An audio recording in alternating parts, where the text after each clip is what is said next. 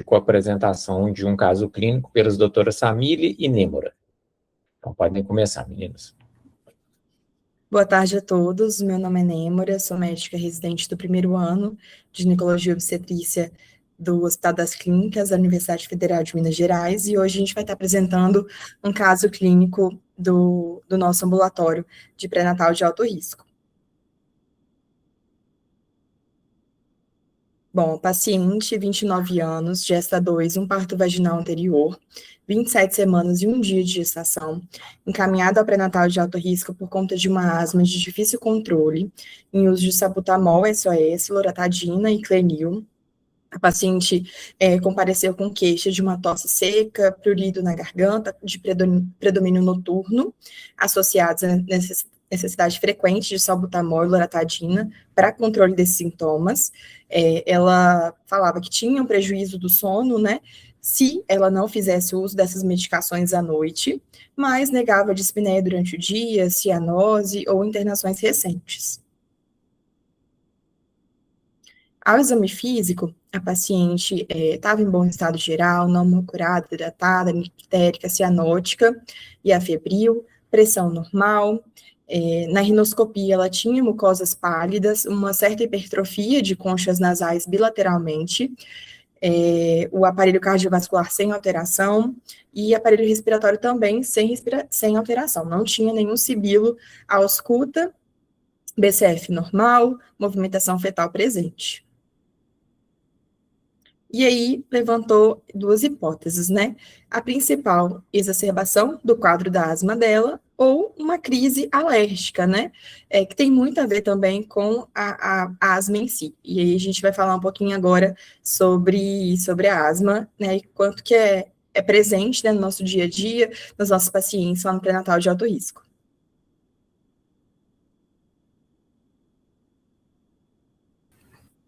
Pessoal, perdão, tive que interromper, que eu esqueci de deixar meu áudio ligado.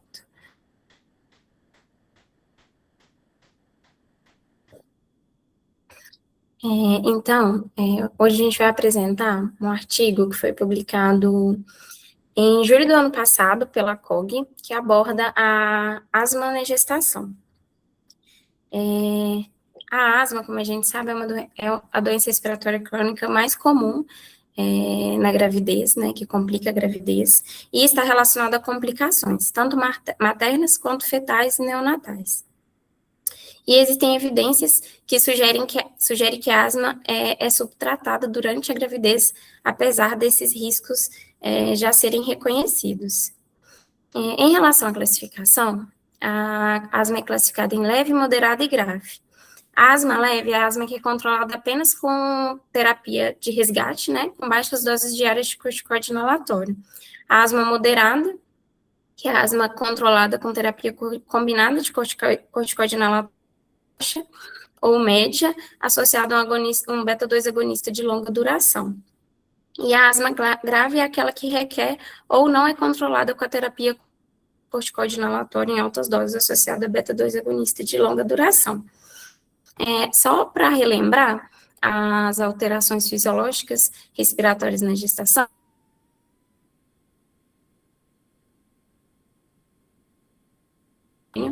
levam ao aumento do estímulo ventilatório central, com o aumento do volume corrente e, consequentemente, o aumento da ventilação minuto.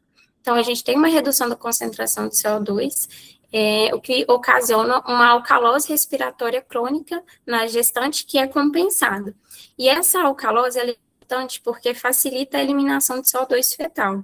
Além disso, o útero gravídico, ele promove um deslocamento superior do diafragma, reduzindo os volumes pulmonares em repouso, então, o volume residual, né, e, em compensação, ocorre um aumento da expansão da caixa torácica e um maior recrutamento dos músculos acessórios, principalmente ao final da gestação, no terceiro trimestre.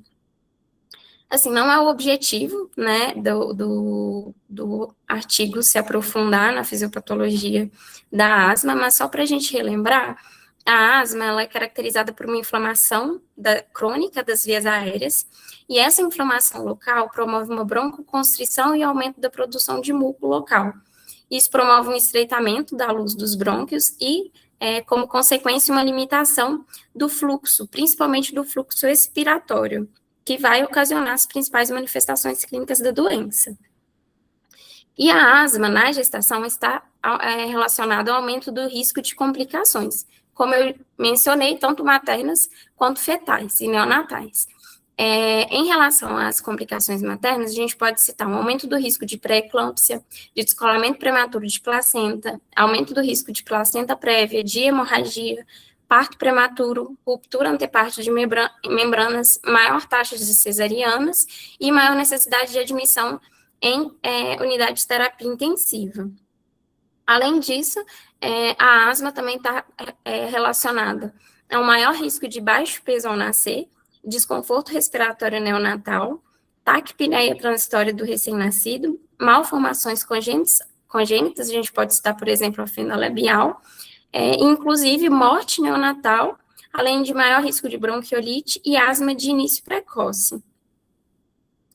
E, assim, só relembrando, né, mais superficialmente o diagnóstico da asma, que eu não vou me aprofundar nesse assunto, mas o diagnóstico ele é baseado nos sintomas clínicos sugestivos, né, a obstrução do fluxo respiratório promove principalmente a sibilância, né, os sibilos, a dispneia, a tosse e a sensação de aperto no peito.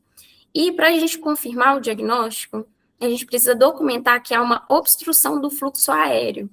Isso é identificado por meio de testes de função pulmonar, cujo principal é a espirometria. Além disso, evidência de que essa obstrução seja variável. Na espirometria, diversos parâmetros são analisados, mas os principais são o volume expiratório forçado no primeiro e segundo, há uma redução do volume expiratório forçado no primeiro ponto dessa restrição do fluxo expiratório, em relação à capacidade vital forçada, que é o volume total de expirado na manobra de respiração.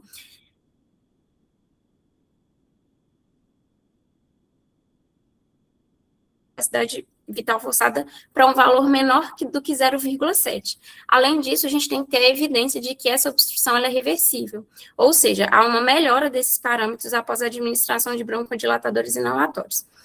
É importante destacar que a espirometria normal, ela não descarta o diagnóstico de asma. Inclusive, nessas situações, um teste que pode ser realizado é o teste de broncoprovocação, no qual é administrado a metacolina, que vai evidenciar a hiperresponsividade das vias aéreas. Entretanto, na gestação, esse teste não deve ser realizado, porque está associado a um risco maior de broncoconstrição grave. E o material, né, o artigo, ele traz um fluxograma sobre a avaliação na gravidez. A avaliação da asma na gravidez, né, não é muito diferente da avaliação da população não gestante. Perdão. E quando eu vou avaliar o controle da asma, a primeira coisa que eu devo avaliar é se a paciente está fazendo tratamento adequado.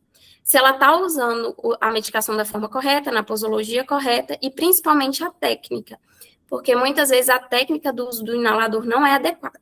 A partir do momento que eu confirmei que que a paciente está usando a medicação de forma adequada, eu vou investigar os sintomas. As principais perguntas que eu devo fazer para avaliar o controle da asma são essas que estão listadas. Presença de sintomas de asma pelo menos 3 dias na semana, uso de inalador de resgate pelo menos 3 dias na semana, presença de sintomas noturnos de asma pelo menos uma vez por semana, e presença de sintomas de asma que atrapalham a realização de atividades diárias. Se eu tiver qualquer uma dessas perguntas com a resposta positiva, eu devo considerar a intensificação do tratamento da asma. Porque, como eu vou abordar mais à frente, o tratamento ele é realizado em estágios, né? E conforme eu identifico que a asma não está bem controlada, eu passo para o próximo estágio do tratamento. Deve-se avaliar também a presença de exacerbações no último ano. Se eu tenho a presença de pelo menos 2 exacerbações em 12 meses, ou pelo menos uma exacerbação grave, ou seja, que necessita de hospitalização, eu também devo considerar a intensificação do tratamento. a gente não pode esquecer que existem algumas comorbidades que, quando associadas à asma, podem piorar o quadro de asma se elas não estiverem bem controladas. As principais delas são a doença do refluxo gastroesofágico, a rinite e alergias ambientais. Então, se essas comorbidades não estiverem bem controladas, elas podem agravar o quadro da asma. Então, tem que garantir que essas comorbidades associadas que podem influenciar na asma estejam também bem controladas. E quando que eu vou indicar a realização de um teste de função pulmonar, né? Que nesse caso, o principal é a espirometria. Se o paciente realizou espirometria há mais de 2 anos, se a asma não é controlada apesar do tratamento adequado, ou se eu tenho uma mudança recente do tratamento para avaliar a resposta. E em relação ao encaminhamento para o especialista, então, se a gente está realizando pré-natal de uma paciente que tem asma, quando que eu devo considerar encaminhar essa paciente para um especialista, ou seja, para um pneumologista ou para um alergista? Se eu tenho sintomas, né, persistentes ou exacerbações, apesar do uso de corticoide inalatório e beta-2 agonista de longa duração em dose média, ou se a paciente já tem um histórico de, né, se historicamente ela já tem uma asma muito grave, se eu tenho uma exacerbação grave que necessita de hospitalização, ou se existem outros fatores de risco para a gestação de alto risco coexistentes. Então, nessas situações, eu devo considerar encaminhar essa paciente para avaliação por um especialista. Em relação ao tratamento, como eu já disse, ele é semelhante ao tratamento de pacientes não grávidas. E o objetivo, claro, aliviar os sintomas, prevenir exacerbações e, prevenindo as exacerbações, a redução do risco de desfechos adversos na gestação. E ele é realizado em estágios e deve ser intensificado gradualmente conforme aquela avaliação que eu citei, né? Aquelas perguntas que são as principais formas de avaliar esse controle. E uma mensagem importante é que a base do tratamento, né, é o uso do corticoide inalatório. O uso do corticoide inalatório ele é recomendado para todas as pacientes, tanto na terapia de manutenção para evitar exacerbações, quanto na terapia de resgate. E assim, primeiro, a gente vai olhar se a asma está bem controlada, né, com aquelas perguntas que também estão listadas aqui. Presença de sintomas pelo menos 3 vezes por semana, sintomas pelo menos uma vez, sintomas noturnos pelo menos uma vez por semana, como está listado nessa caixinha aqui mais embaixo. Tem aquelas outras perguntas que eu citei, né, se há evidência de uma função pulmonar reduzida no teste de função pulmonar. Se eu tiver qualquer uma dessas respostas positivas, eu vou começar já com um corticoide inalatório associado a um beta-2 agonista de elongação, de preferência o formoterol, diariamente em baixa dose. Além disso, o uso do corticoide inalatório também associado ao formoterol de resgate, ou seja, se necessário. Se ainda assim a asma não está controlada, eu vou manter o corticoide inalatório associado ao formoterol diariamente, só que aqui uma dose média, então eu vou aumentar a dose. Assim, só para ter um parâmetro, a budesonida, por exemplo, que é um dos corticoides mais utilizados, a dose baixa é de 200 a 400 microgramas, dose média de 400 a 800 microgramas, dose alta, mais de 800 microgramas. Então, assim, voltando aqui. Então, se o paciente está usando um corticoide inalatório com formoterol diariamente em dose média, né, mais a terapia de resgate, que é feito com o mesmo esquema, e o paciente, e ainda assim não é obtido um controle, o próximo estágio é encaminhar o paciente para um especialista, porque nesse caso vai ser utilizado o corticoide inalatório em dose alta associado ao formoterol, e eu vou avaliar também o uso de outras classes de medicamento, como, por exemplo, os antagonistas muscarínicos de elongação, avaliar também o uso de terapia biológica e até mesmo corticoide oral. Se o paciente, voltando aqui para o início do fluxograma, se o paciente não tem nenhuma desses critérios abaixo, eu até posso começar com o corticoide associado ao formoterol somente de resgate, ou seja, sem a necessidade do uso do corticoide diariamente. outra coisa também, aqui no fluxograma a gente pode ver que quando o paciente ele tem sintomas diariamente ou exacerbação nos últimos 6 meses, eu já começo nesse terceiro estágio, ou seja, eu já começo com corticoide inalatório em dose média. Então, eu já parto para uma dose mais elevada, ao invés de começar com a dose baixa de corticoide. Um esquema alternativo é o que inclui o uso do beta-2 agonista de curta ação. Porque, assim, hoje em dia, apesar de ser muito frequente a gente ver paciente usando corticoide, beta-2 agonista, de curta ação, mais comum é o salbutamol, ele não é o esquema, ele não é o broncodilatador de primeira escolha, ele está aqui no algoritmo alternativo. Então, assim, nesses casos, eu posso começar com um corticoide inalatório associado a um beta-2 agonista de curta ação, mais comum é o salbutamol, se necessário. E se o paciente não tiver resposta, próximo passo seria um corticoide inalatório diário em dose baixa, ou seja, diariamente, não mais apenas só de resgate, e aí eu posso usar um corticoide inalatório com beta-2 agonista de curta ação como resgate. Se o paciente não responde, eu aumento a dose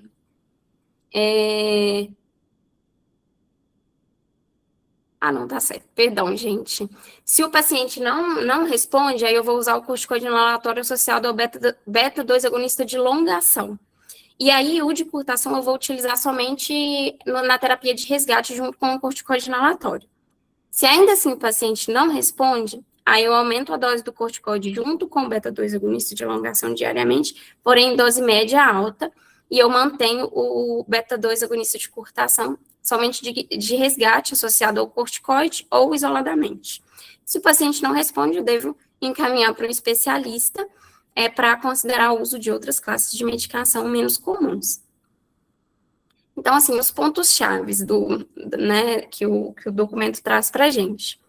Como eu já disse, os corticoides inalatórios são a base do tratamento, porque eles estão associados a uma melhor recuperação da função pulmonar desses pacientes com asma.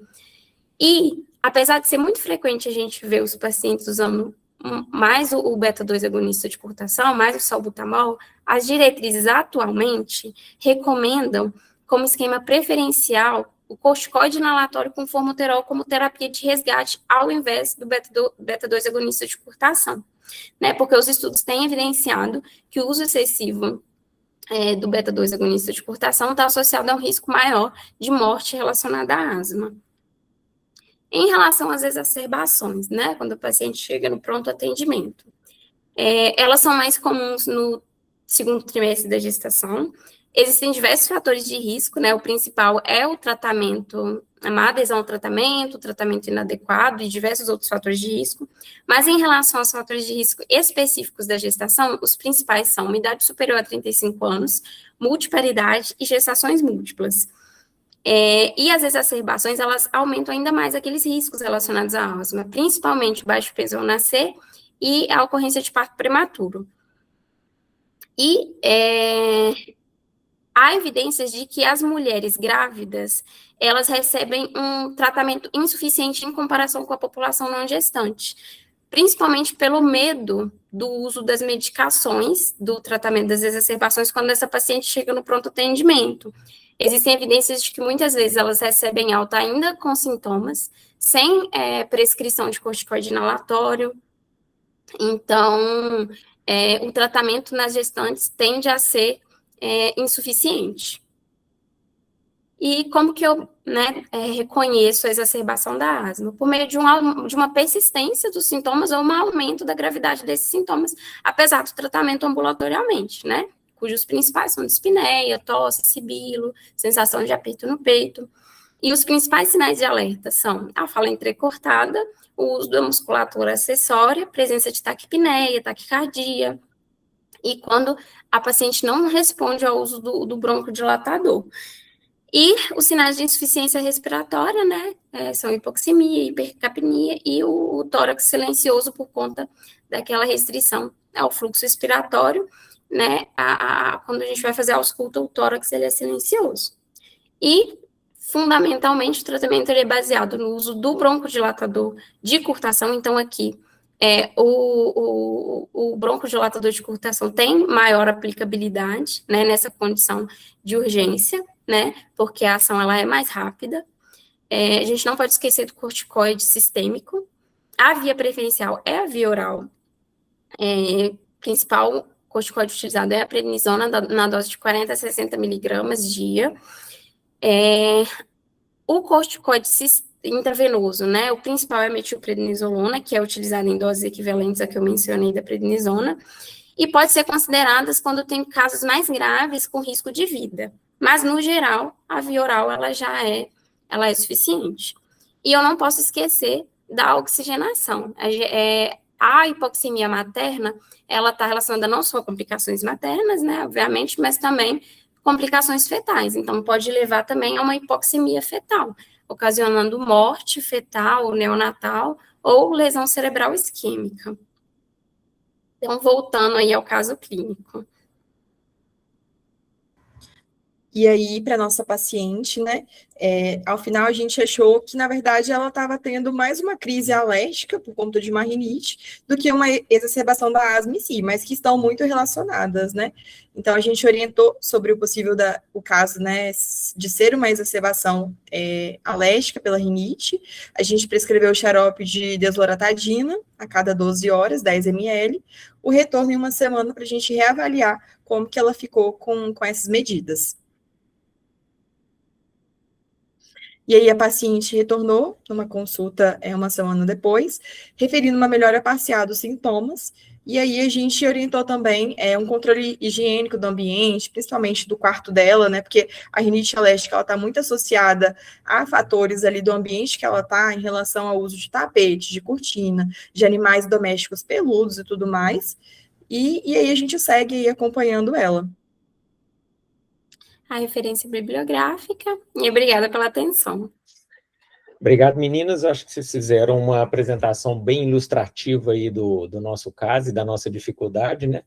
Porque a nossa discussão, quando a gente pensou em trazer esse caso, é porque a gente, apesar de ter todos esses recursos disponíveis, a gente fica muitas vezes só no básico do básico, né? E a gente tem dificuldade de dar o próximo passo. Ô Samir, pode parar a sua apresentação aí também, que fica mais fácil. Então, assim, a maioria das nossas pacientes são casos de asma leve, bem controlada, que ela fica só com salbutamol de resgate e, às vezes, quando... Eu vou contar para vocês a minha limitação. Eu sei prescrever até o Clenil. Então, assim, o Clenil mais o salbutamol de resgate. Eu não sei ir além disso, né? Então, foi por isso que eu falei com a Samir, vamos dar uma estudada nisso para ver o que a gente pode prescrever de diferente nesses casos um pouco mais graves, que fogem um pouco desse trivial síntese que a gente faz normalmente no ambulatório. E eu acho que a gente pode até, meninas, fazer uma transição de várias dessas pacientes nossas para o esquema do formoterol, que está disponível, inclusive até conferir aqui disponível nos postos de saúde, a combinação de formoterol com budesonida, e a gente usa muito pouco, né? Às vezes a gente interna paciente para o pneumologista prescrever para nós, né? Mas é uma prescrição muito básica que a gente deixa de prescrever. Então, a Samília falou que tinha trauma de asma, que ela também tinha dificuldade. Então, agora, Samília, a gente vai começar a prescrever formoterol e budesonida para todo mundo. Que é uma doença frequente, né? A asma a gente vê muito, mas poucas vezes a gente, como a gente não é especialista em doença respiratória, poucas vezes a gente pega uma gestante que a gente tem que dar esses passos a mais, passar para a próxima etapa. Então, é importante a gente dar uma relembrada nesses casos aí, para a gente ter esse arsenal mais disponível, né? E eu achei, perdão. Pode falar. E eu achei interessante também que ele coloca que, atualmente, a terapia de escolha para o resgate é o corticoide inalatório associado ao formoterol.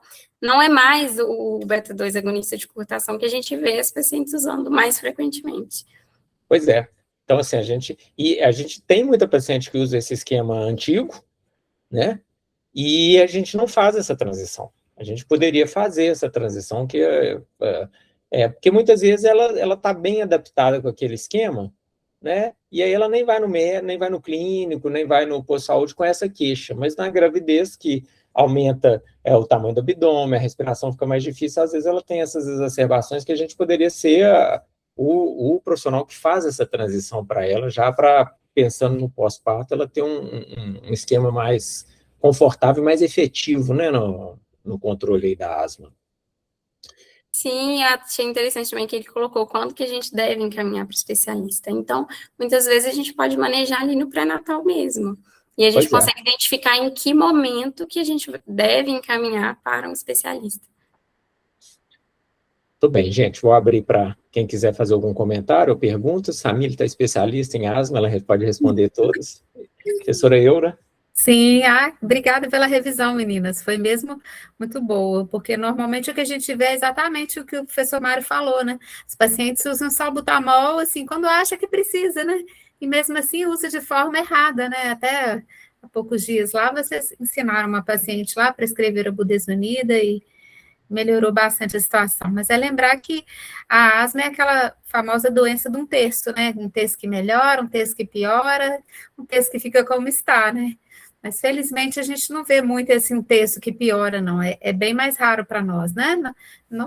Eu, pelo menos, não tenho asmáticas graves, não. São todas bem leves mesmo. E, eventualmente, a gente encaminhou para a maternidade para fazer algum procedimento, né? Uma nebulização, alguma coisa assim. Mas, muito boa revisão. Obrigada, parabéns. Na dúvida, a gente chama o médico, né, Eura? A gente manda para a maternidade para os médicos olharem ela, né? Claro, aí chama pneumo, chama clínico, né? Nem sei se o pneumo vai, não, talvez seja o clínico. O clínico geralmente resolve, mas caso essas pacientes mais graves, às vezes elas ficam internadas e o pneumo vai na interconsulta. Ótimo. Obrigada, meninas. Tudo bem, gente. Então, muito obrigado, meninas. Semana que vem a gente volta com a apresentação de um artigo. Acho que Schneider quer falar. A Larissa fez uma pergunta também. Schneider quer falar? Abriu a câmera aí? Cadê? Eu não estou vendo a pergunta. A Larissa perguntou se o risco de pré-eclâmpsia seria pela hipoxemia. Larissa, você sabe responder, Samir? Não. Pré-eclâmpsia é uma doença multifatorial.